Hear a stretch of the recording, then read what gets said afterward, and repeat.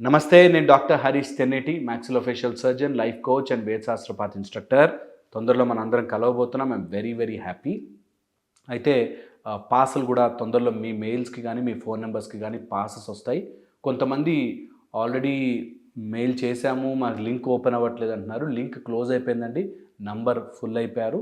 మళ్ళీ నెక్స్ట్ సెషన్లో compulsory inform చేస్తాను. మీకు కంపల్సరీగా మీ అందరినీ కలిసే ప్రయత్నం నేను చేస్తాను. అయితే ఈరోజు మనం మాట్లాడుకోబోతున్న టాపిక్ కంట్రోల్ బటన్. మీ జీవితం యొక్క రిమోట్ కంట్రోల్ మీ చేతిలో ఉంది. ఆ రిమోట్ కంట్రోల్ యొక్క బటన్ మీ ఫింగర్ దగ్గరే ఉంది. మీరు ప్రెస్ చేయడం మాత్రం మీ చేతిలో ఉంటుంది. మీరు ఎందుకో ఆ నెగ్లిజెన్స్ చూపిస్తున్నారు కాబట్టి మీ జీవితం అవుట్ ఆఫ్ కంట్రోల్ వెళ్ళిపోతుంది. ఈ కంట్రోల్ బటన్ మీ చేతిలోకి రావాలి అంటే వెరీ వెరీ ఇంపార్టెంట్. ఎంతటి వాడైనా సరే ఈ టెక్నిక్, ఎంత పెద్ద సమస్యలో ఉన్నా సరే ఈ టెక్నిక్ ఫాలో అవ్వండి, మీ బాడీ రిఫ్రెష్ అవుతుంది. Okay, number 1 very very important. ఏ అనారోగ్యము మీ లోపల వీక్నెస్గా కానీ, అనారోగ్యంగా కానీ, లేకపోతే తెలియని భయం, ఆందోళన ఉంది అంటే కంపల్సరీగా లోపల నుంచి శక్తిని పెంచుకునే పని చేయాలి. ఈ శక్తిని పెంచుకోవడానికి ముఖ్యంగా యాంగ్జైటీ కానీ, స్ట్రెస్ కానీ, depression, dullness, sadness, mood swing, mood disorder ఇట్లాంటివి ఏమైనా ఉంటే చాలా క్విక్గా మీరు నేర్చుకోవాల్సినంటే గొంతు భాగం సరిగ్గా పెట్టుకోవాలి. థ్రోట్. ఈ థ్రోట్ని కనుక మీరు సరిగ్గా పెట్టుకోగలిగితే, ఎందుకంటే సృష్టిలో ఏ జీవికి లేనిది మనకి మాట అనే ఒక గొప్ప శక్తి ఇచ్చాడు భగవంతుడు. ఈ మాటే మీ థాట్ అవుతుంది, మీ ఆలోచన అవుతుంది. అందుకని మాటని చాలా కరెక్ట్గా పెట్టుకోవాలి. ఈ థ్రోట్ బాగుండాలి అంటే మీరు టైం దొరికితే, కుదిరితే కొంచెం రాళ్ల ఉప్పు నీళ్ళలో వేసుకుని, కొంచెం గోరువెచ్చని నీళ్ళలో వేసుకుని గార్గిల్ చేస్తూ ఉండండి. గరగర గరగర గార్గిల్ చేసి ఉమ్మగలిగితే రోజుకి 4 సార్లు మీలో తెలియని ఒక ఎనర్జెటిక్ శక్తి వస్తుంది. ఓకే, రాళ్ల ఉప్పుతో గార్గిల్ చేసుకోవడం. అయోడిన్ ఇంకా మంచిది. ఎక్కడైనా మీకు కుదిరితే అయోడిన్తో గార్గిల్ చేసుకోండి. థ్రోట్ మాత్రం బాగా పెట్టుకోండి, నంబర్ 1. సెకండ్ వచ్చేసి మీకు ఎంత కుదిరితే అంత చన్నీటి స్నానమే చేయండి. కోల్డ్ వాటర్ బాత్, ఇంకా గట్టిగా మాట్లాడితే ఐస్ వాటర్ బాత్. ఐస్ బకెట్లో కూర్చోండి, కాళ్ళు పెట్టుకోండి, మీకు తెలియని శక్తి వస్తుంది మీ బాడీలోకి. ఐస్ వాటర్లో బాత్ చేయడానికి ట్రై చేయండి. నెక్స్ట్ వచ్చేసి ఎప్పుడూ కూడా స్ట్రెస్ని మీ ఫ్రెండ్గా భావించండి. స్ట్రెస్ ఏదో చెడ్డ వస్తువు, చెడు అని అనుకోకూడదు. స్ట్రెస్ని మీ ఫ్రెండ్గా భావించండి. మీకు అలా వెనక ఉండి ఎవరో చెప్తున్నట్టుగా భావించండి. ఆ ప్రెషర్ లేకపోతే మీరు ముందుకు వెళ్ళరు అని భావించండి. ఒక గుర్రం మీద కూర్చుని కొడుతున్నారు అంటే ఆ స్ట్రెస్ దాన్ని పరిగెట్టించడానికి ఉపయోగపడుతుంది అని నమ్మండి. అలా గనక చేయగలిగితే ఖచ్చితంగా మీకు స్ట్రెస్ మీకు హెల్ప్ అవుతుంది. స్ట్రెస్ వస్తోంది అని భయం వేస్తే ఇంకా ఎక్కువ భయపడతారు. యాంగ్జైటీ, అమ్మో నాకు టెన్షన్ వస్తుంది అంటే ఇంకా ఎక్కువ టెన్షన్ వస్తుంది. నాకు టెన్షనే వస్తుంది, ఏం కాదు, టెన్షనే, యాంగ్జైటీయే, ఏమీ కాదు అనే ఒక ధైర్యంతో ఉంటే ఖచ్చితంగా ఇంకా ఫాస్టర్గా రిలీఫ్ అవుతారు. స్ట్రెస్ మిమ్మల్ని ఎఫెక్ట్ చేయకుండా మీ ఫ్రెండ్గా మారుతుంది. ఓకే, నెక్స్ట్ వచ్చేసి ఏది ఏమైనా కానీ మైండ్ అండ్ బాడీకి ఒక కనెక్షన్ ఉంటుంది, అది గుర్తించండి. మైండ్ బాడీ కనెక్షన్ ఎప్పుడైతే ఉండదో, ఎప్పుడైతే దాన్ని గుర్తించమో మీకు తెలియకుండానే మీ జీవితంలోకి సమస్యలు వస్తాయి. చాలా ఈజియెస్ట్ మెథడ్, మీ మైండ్ ఎక్కడ కూర్చునుంది అని గమనించండి. ఈరోజు మీకు ఇది ఎక్సర్సైజ్. ఒక చోట పక్కన కూర్చుని నీ మైండ్ ఎక్కడెక్కడికి వెళ్తోంది, ఆ వెళుతున్నప్పుడు ఏ బాడీ పార్ట్ హెవీ అవుతోంది. ఇది ఒక చిన్న యోగ ప్రక్రియ. మెడిటేషన్లో కూర్చున్నప్పుడు మీ మైండ్ ఎటు వెళుతోంది, ఆ థాట్ వచ్చినప్పుడు మీకు బాడీలో ఎక్కడ సెన్సేషన్ వస్తుంది, ఇది గమనించుకోండి. ఇది గమనిస్తే కొన్నిసార్లు మీకు కడుపులోను, కొన్నిసార్లు నడుము భాగంలో, మెడ భాగంలో, కళ్ళ వెనకాల, తల వెనకాల ఈ టైప్లో మీకు కొన్ని టైప్ ఆఫ్ సెన్సేషన్ వస్తుంది. అంటే మీ సమస్య అక్కడ స్టెబిలైజ్ అవుతోంది అని. కొన్ని రోజులు ఇదే ఆలోచించి మీకు బీపీ రావడం, షుగర్ రావడం, బ్యాక్ పెయిన్ రావడం, నెక్ పెయిన్ రావడం, మజిల్ స్పాజమ్స్ రావడము, మోకాళ్ళ నొప్పులు రావడం జరుగుతుంది.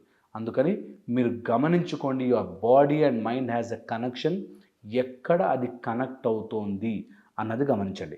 దాన్ని ఎలా రెక్టిఫై చేసుకోవాలి మనం ఫ్యూచర్ వీడియోస్లో ఇంకా డీటెయిల్డ్గా వెళ్ళినప్పుడు చెప్పుకుందాం. ముందు మీకు ఒక గ్రౌండ్ తయారు చేస్తే, ఒకసారి ఒక బేసిస్, మీరు మా వీడియోస్ అన్నీ చూస్తే ఒక బేసిస్ మీకు అలవాటైతే దెన్ నేను చెప్పడానికి ఇంకా ఈజీగా త్వరగా అయిపోతుంది.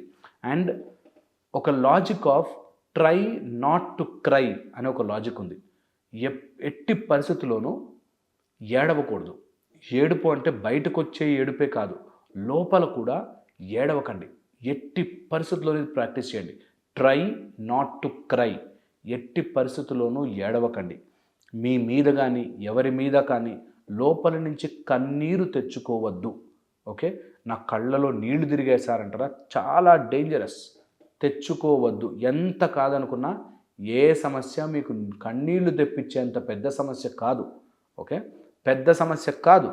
ఎప్పుడో వెరీ రేర్లీ ఎవరైనా బాగా క్లోజ్ ఉన్నవాడు చనిపోయారు, ఓ 2 చుక్కలు కార్చాము, ఓకే వేరే.